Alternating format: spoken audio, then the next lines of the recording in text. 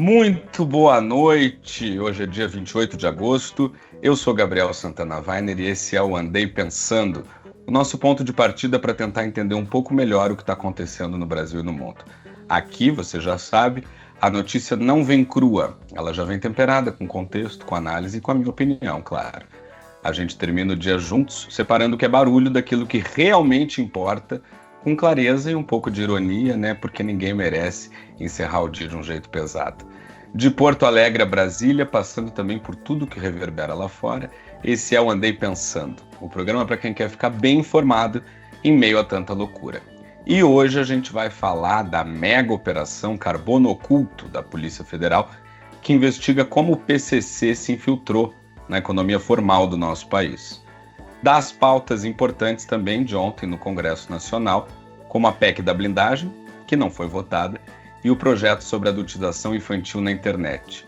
E da polêmica do dia, claro, a família carioca que alegou que um padre, supostamente, não quis dizer o nome de uma criança na hora do batismo por não ser um nome cristão. E ainda tem o quadro Vem Aí, todas as quintas-feiras, com as minhas apostas do que deve virar notícia na semana que vem. Então, bora começar o Andei Pensando de hoje. Roda a vinheta, produção.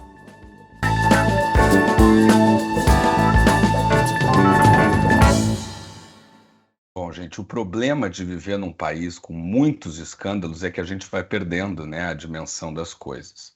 Todos os jornais do país hoje estão destacando a operação da Polícia Federal Carbono Oculto, que tem o objetivo de combater a infiltração do crime organizado na economia formal do Brasil.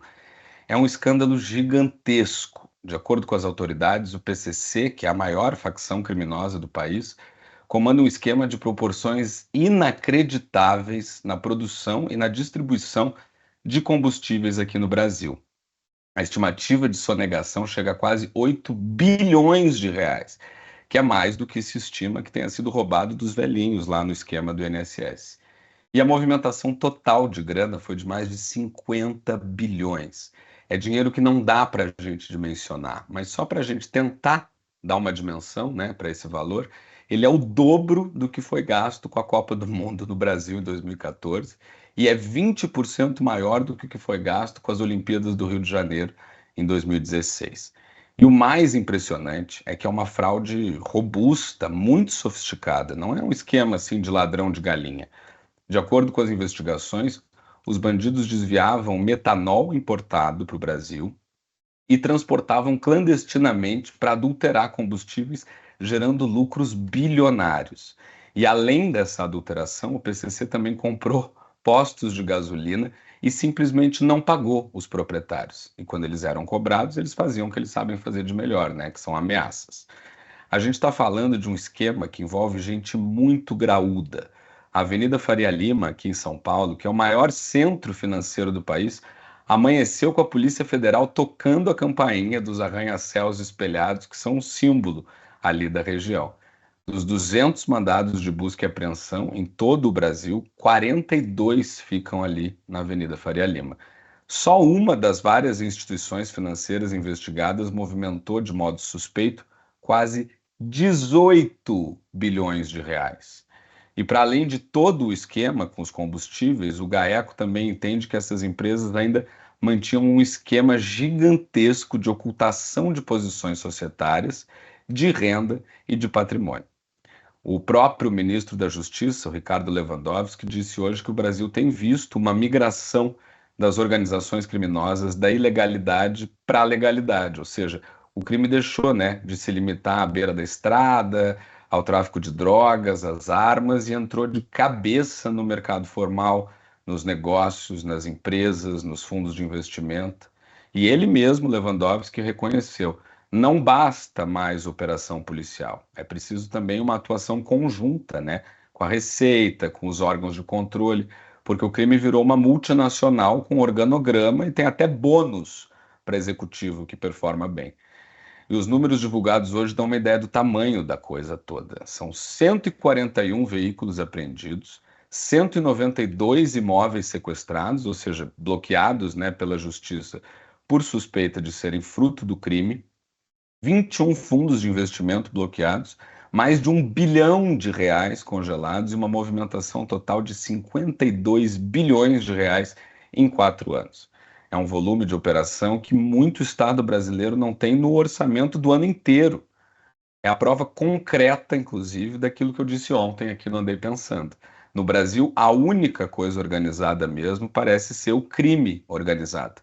A gente está acostumado a ver notícias, né, sobre guerra do tráfico de drogas, ou então roubo de armas envolvendo essas facções, mas essa operação mostra que o crime organizado está em absolutamente todas as esferas do país, do setor público ao setor privado, passando inclusive pelas casas legislativas e até alguns tribunais aqui do Brasil.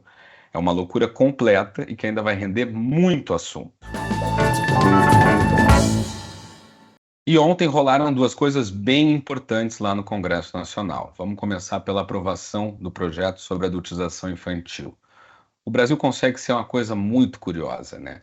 Os mesmos políticos que vivem dizendo que não querem regular as redes sociais, porque isso seria uma ameaça à liberdade de expressão, acabaram de aprovar um projeto de lei que, na prática, regula as redes sociais.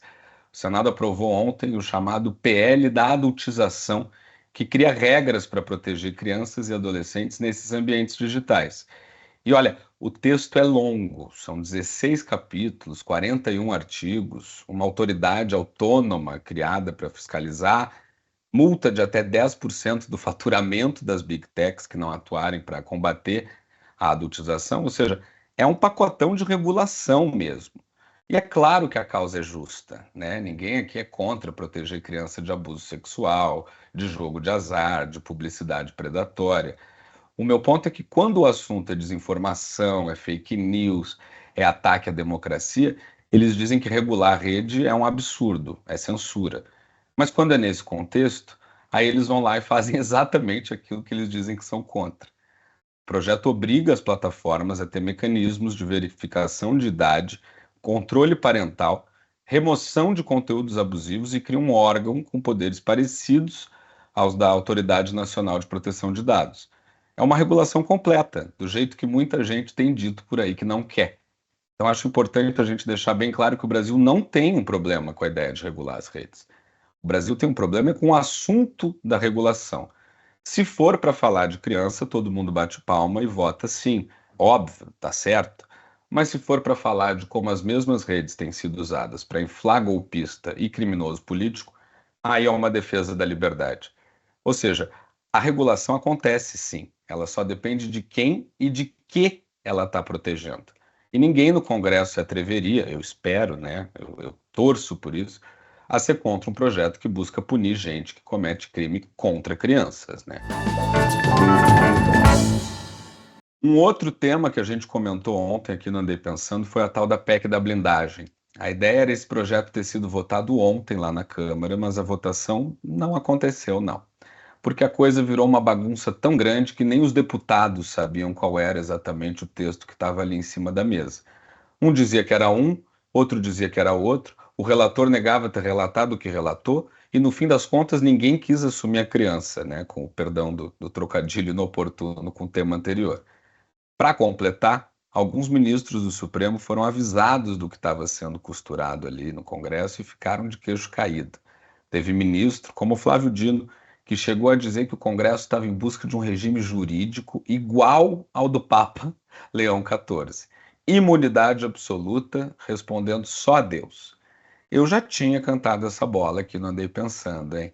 Que certamente, se aquela pataquada toda passasse, ela seria declarada inconstitucional pelo Supremo, porque é isso mesmo que essa PEC tenta fazer: é colocar os parlamentares acima da lei, criar uma blindagem que nenhum outro cidadão tem, como se eles já não tivessem privilégios suficientes. Isso tudo para abrir um inquérito, por exemplo. Para abrir um inquérito contra um deputado, a justiça teria que ter o aval do Congresso. Para prender, só com 2/3 do STF, e ainda teria que ser submetido essa prisão à Câmara ou ao Senado. E se um processo fosse sustado pelos colegas, o judiciário não poderia reverter. Esse projeto é um escândalo, é um escárnio. O recado foi tão forte que o presidente da Câmara, Hugo Mota, decidiu recuar e adiar a votação por tempo indeterminado. Mas que ninguém se iluda. Eles certamente não desistiram, eles só empurraram um pouco mais para frente essa corrida de obstáculos, né? Porque agora ia pegar muito mal. E no final todo mundo sabe qual é o prêmio que o Centrão, principalmente, e a oposição estão de olho, né? É uma anistia para Bolsonaro e para os envolvidos na quebradeira de Brasília no 8 de janeiro.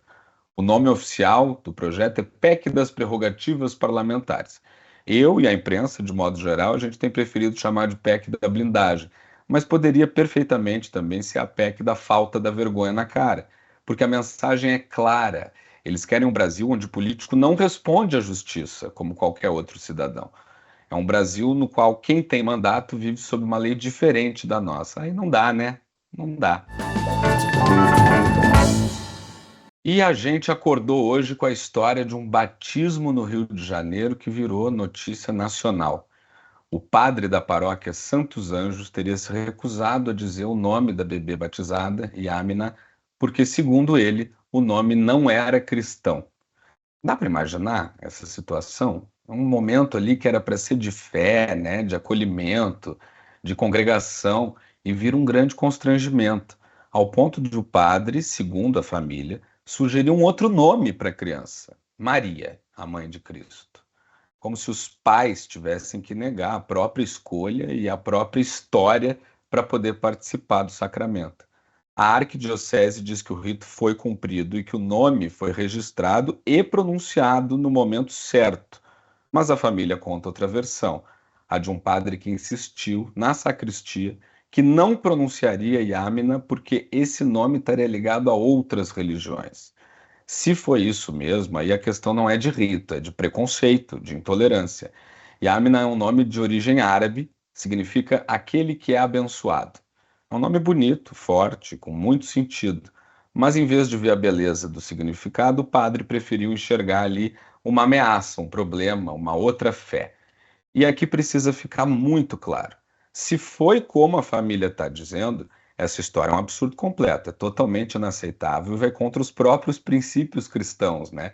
Porque se trata, efetivamente, de um padre se recusando a receber mais uma ovelha no rebanho de Cristo. Agora, se não foi como a família está dizendo, como defende a arquidiocese, a gente tem um problema grave também, porque aí se trata de gente querendo mudar a liturgia da fé que escolheu para si própria. E fé não se modifica, gente. Ou a gente acredita nela, como ela é, ou procura outra religião. Não dá para achar que os ritos vão se moldar à vontade individual de cada um. O Brasil é um país de muitas fés, de nomes africanos, nomes árabes, nomes judaicos, cristãos. Tem gente aqui de todas as partes do mundo. Mas seja qual for a versão correta desse episódio, que era para ser um mergulho na água do batismo, virou um banho de intolerância ou de confusão. A gente ainda vai saber melhor sobre isso. E isso, sim, né? Nem intolerância e nem confusão, nada disso tem a ver com Cristo.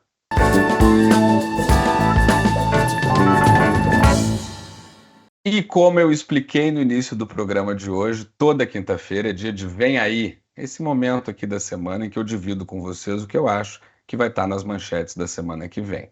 Primeiro, a gente tem o julgamento, claro, do ex-presidente Jair Bolsonaro no Supremo. É o caso mais ruidoso da política brasileira em anos, tanto que virou capa da revista The Economist hoje, uma capa bem intensa, né? Do lado de fora, o país se mostra para o mundo como uma democracia capaz de julgar um ex-chefe de Estado. Do lado de dentro, a expectativa é a mesma de sempre. Muita confusão política, depois de anos do ex-presidente insistir em transformar a justiça em palanque. Enquanto isso, já começam também os preparativos finais, né, para a COP30 em Belém. O evento promete trazer líderes do mundo todo ali para o meio da Amazônia, mas está marcado pelo escândalo dos preços de hospedagem, não tem jeito. Tem hotel cobrando 15 vezes mais caro e tem muito país reclamando que o Brasil pode não dar conta da logística. É um teste de fogo diplomático e econômico no momento que é assim crucial para o governo, principalmente pensando não só em diplomacia, claro, mas também nas eleições do ano que vem, né? E no Congresso temos também os desdobramentos da CPI do INSS, que investiga as fraudes bilionárias em aposentadorias e benefícios.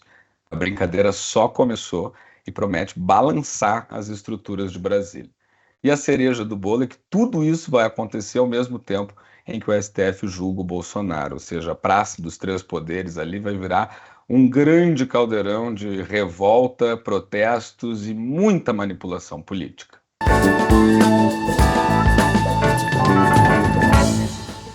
E com essa a gente encerra o Andei Pensando de hoje. Eu sou Gabriel Santana Weiner, foi um prazer fechar esse dia com vocês. Além do Andei Pensando, eu também dou meus pitacos no timeline da Rádio Gaúcha, todos os dias, de segunda a sexta, às 10 da manhã, e em outros espaços.